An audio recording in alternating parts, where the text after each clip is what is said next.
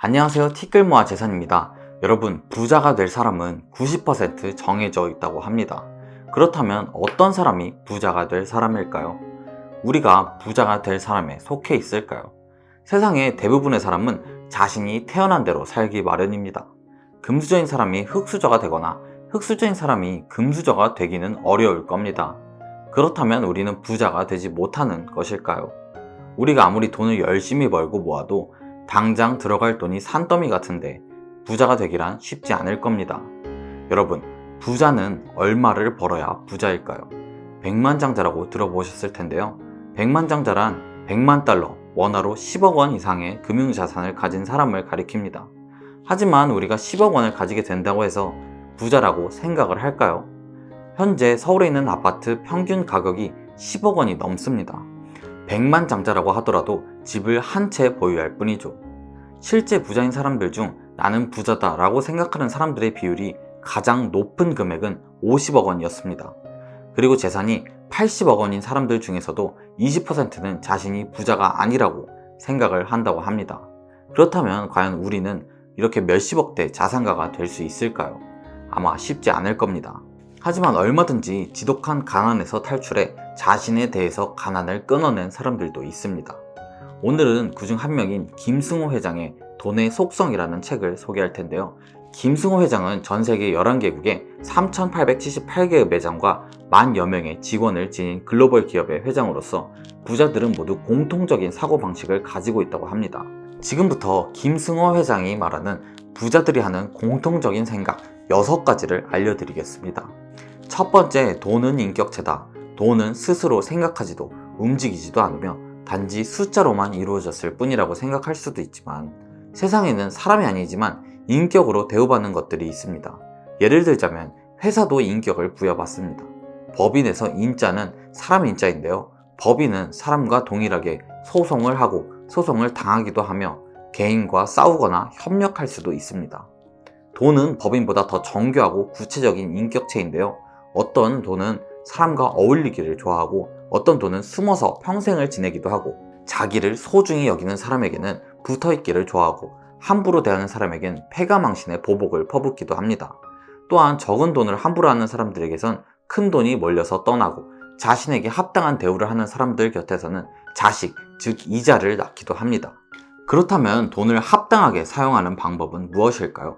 가치 있는 곳과 좋은 일에 쓰인 돈은 감동해서 다시 다른 돈을 데리고 주인을 찾을 것이고 술집이나 도박에 자신을 사용한다면 비참한 마음에 등을 돌리게 될 것입니다. 작은 돈에도 절대 함부로 대하지 않고 큰 돈은 마땅히 보내야 할 곳에 보내주며 사랑하는 사람과 보호해야 할 가치가 있는 곳에 사용해야 할 것입니다. 그렇게 된다면 돈도 더 많은 친구들을 옆에 불러들일 것이며 내가 돈의 노예가 되는 일도 없고 돈도 나의 소유물이 아니므로 상호 존중을 갖춘 형태로 함께하게 됩니다. 이것이 바로 진정한 부의 모습입니다. 이렇게 돈이 인격체라는 것을 알아차리고 받아들이는 순간부터 여러분들의 평생 부자 인생길이 열리게 될 것입니다. 두 번째는 일정하게 들어오는 돈의 힘입니다. 1년에 수입이 5천만 원인 두 사람이 있는데 A는 매달 400만 원을 일정하게 버는 사람이고 B는 어떤 땐 1,000만 원 넘게도 벌 수도 있지만 어떤 달은 한 푼도 벌지 못하는 사람입니다. 두 사람 모두 매년 5천만 원의 수익이 생기지만 두 사람이 가진 돈의 힘은 전혀 다릅니다. 수입이 일정하게 발생한다는 건 그 수입의 질이 더 좋다는 뜻입니다. 질이 좋은 돈은 다른 돈을 더 잘 불러 모으고 서로 붙어 있어도 흩어지지 않습니다. 예를 들면 농사를 짓는데 필요한 강수량이 1000ml라고 가정을 해봅시다. 그런데 1년에 2번 500ml씩 2번 비가 온다면 그 땅에서 농사를 지을 수 있을까요? 절대 지을 수 없을 겁니다. 홍수 아니면 가뭄이기 때문이죠. 브라질의 렌소이스 사막은 연간 강우량이 1600ml나 되지만 6개월에 한 번씩 비가 오기 때문에 아무것도 키우지 못한다고 합니다. 대신 매일 일정하게 비가 온다면 그 땅에서는 농사를 잘 지을 수 있겠죠. 돈도 마찬가지입니다. 여름철 한철 계곡에서 장사를 한다면 한 달에 1,000만 원이 넘는 돈을 벌게 될 것입니다. 하지만 비정규적인 수입은 실제 가치보다 더 커 보이는 착각을 일으키게 되고 결국 자신이 많은 돈을 벌게 된 줄 알고 사치하거나 함부로 사용하게 되어 결국 모으지 못하게 되죠. 반대로 정규적인 수입은 미래 예측이 가능해지고 리스크를 제어할 수 있게 됩니다. 여러분 DTI라고 들어보셨을 텐데요. DTI란 금융부채 상환 능력을 여러분들의 소득을 이용해 대출 정도를 계산하는 대출 제도입니다. 이처럼 일정하게 들어오는 돈은 그 돈의 가치보다 더 큰 힘을 가지고 있습니다. 100억 원을 가진 자산가가 일정한 소득을 만들기 위해 은행에 예금하여 현재 우리은행 1년 만기 예금인 4.54% 이자를 받는다고 한다면 4억 5,400만 원이 됩니다. 여기서 이자 과세 15.4%를 제하면 3억 8,400만 원을 벌었으며 올해 소비자의 물가 상승률은 5%이므로 5억 원을 제한다면 1억 1,600만 원 정도 손해를 보게 되는 것입니다. 현재 예금 이자와 물가 상승률로는 일정한 소득을 만들 수 없는 것이죠. 100억 원을 가진 자산가도 일정한 소득을 손실 없이 만들려고 한다면 이는 아주 어려운 일입니다. 반대로 말하면 우리가 가진 정기적인 수입의 힘은 엄청나다고 할 수 있겠지요. 우리는 이 힘을 잘 이용해야 됩니다. 세 번째, 돈은 중력의 힘을 가졌습니다.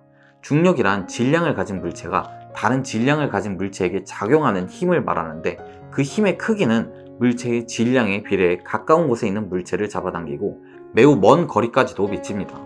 돈도 이와 같은 작용을 하는데 그 돈의 액수가 클수록 다른 돈에 영향을 주고 가까이 있는 돈을 잡아당기는 능력이 있습니다. 이 원리를 이용하면 누구나 아무리 작은 돈이라도 큰 돈으로 만들어낼 수 있습니다.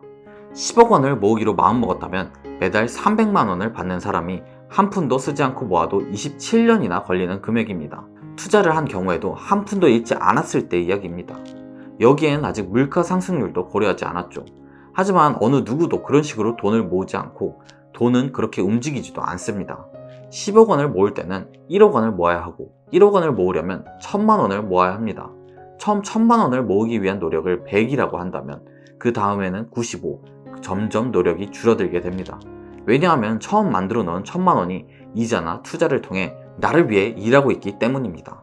재산이 증식되는 과정은 1, 2, 3, 4, 5 이렇게 늘어나는 것이 아니라 1, 2, 4, 8, 16과 같이 배수로 늘어난다는 것이죠. 이것을 이해한다면 누구나 부자가 될 수 있습니다. 10억을 모으기 위해서는 그것을 모으겠다는 그 사람의 마음가짐만이 필요할 뿐입니다. 네 번째는 남의 돈을 대하는 태도가 내 돈을 대하는 태도입니다. 해마다 코스트코나 이마트 등 슈퍼마켓에서는 쇼핑카트를 집으로 끌고 가거나 주차장 구석에 놓고 가는 사람들 때문에 2만 달러 이상 손해가 나고 있다고 합니다. 내 돈은 아끼면서 타인의 돈을 막 쓰는 사람들은 결국 자신의 돈을 그렇게 대하게 되고 이는 자신의 돈을 어떻게 대하는지 알 수 있게 되는 행동입니다. 예를 들어 회식이나 친구가 밥을 살 때 더 비싼 것을 시키고 더 주문하는 등의 행동은 내가 돈을 어떻게 보고 있는지를 알려주는 척도입니다. 세금이나 공금 같은 공공자산을 함부로 하는 사람 역시 자신의 돈을 함부로 대하고 있음을 알아야 합니다. 세금으로 만든 공공시설, 도로, 의료 서비스 등에는 내가 내는 세금도 포함되어 있고 친구와 번갈아 가며 사는 밥값에도 상대가 낼 때도 내 돈이 포함되어 있다는 것입니다. 내가 존중받으려면 먼저 상대를 존중해야 하듯 내 돈이 존중받으려면 남의 돈도 존중해줘야 합니다. 여러분들도 오늘부터는 상대방의 돈도 존중을 해주는 습관을 만들어 가시면 좋을 것 같습니다. 다섯 번째, 빨리 부자가 되려면 빨리 부자가 되려 하면 안 됩니다. 이 영상을 보고 계신 분들은 대부분 빨리 부자가 되고 싶으실 겁니다. 그런데 빨리 부자가 되려 하면 안 된다니 이게 무슨 소리지? 라고 생각할 수도 있는데 빨리 부자가 되려는 욕심이 생기면 올바른 판단이 서지 못하게 되고 사기에 당하기 쉽고 마음이 급해져 리스크를 살피지 않고 감정에 따라 투자하게 됩니다. 그렇게 실패를 하고 그 실패를 통해서도 배우지 못한다면 늦춰진 부자의 길을 앞지르기 위해 무리한 투자나 허망한 꿈만 쫓다가 끝내 절망하게 되죠. 어린 나이에 부자가 되는 것도 위험합니다. 젊은 시절에 부자가 되면 부를 다루는 기술이 부족하고 돈을 모으고 유지하는 능력이 가진 재산에 비해 약해져서 다시 가난해질 확률이 높습니다. 돈 버는 기술, 돈 모으는 능력, 돈을 유지하는 능력, 돈을 쓰는 능력, 이 네 가지는 잘 차려진 밥상의 네 다리에 해당합니다. 하나라도 없으면 와장창 무너지기 마련이죠. 그러니 빨리 부자가 되려는 마음을 버리고 종잣돈을 마련해 복리와 투자를 배우고 경제 용어를 배워서 금융 문맹에서 벗어나야 합니다. 마지막 여섯 번째입니다. 반복되는 운은 실력이고 반복되는 실패는 습관이다. 뭘 해도 잘 안 되는 사람이 있습니다. 그 사람은 사실 재수가 없는 게 아니라 재수가 없는 환경에 자신을 노출시킨 것입니다. 아침에 늦잠을 자서 급하게 서두르다가 다른 사람과 부딪혀 커피를 옷에 쏟고 구멍난 보도블럭을 보지 못해 발을 다치고 중요한 회의 서류를 집에 놓고 와 운이 나쁜 것처럼 보이는 것이죠.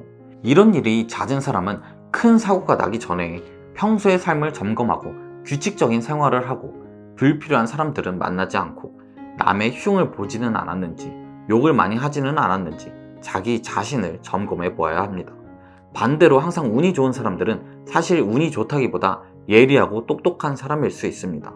한 번에 사업이 대박난 사람은 운이 좋아서가 아니라 트렌드를 잘 읽고 그 분야에 공부를 많이 해서 준비를 많이 했을 겁니다. 남이 볼 땐 운이 좋겠지만 본인이 많은 공부와 관찰을 한 결과입니다. 하지만 이런 사람들도 운이 좋다는 칭찬에 본인이 운이 좋다고 믿는 순간 사고가 날 수도 있습니다. 자신의 운을 믿고 불확실한 결과에 대담하고 무모한 투자를 한다면 한 번의 실수로 모든 것을 허물어 버릴 수 있습니다.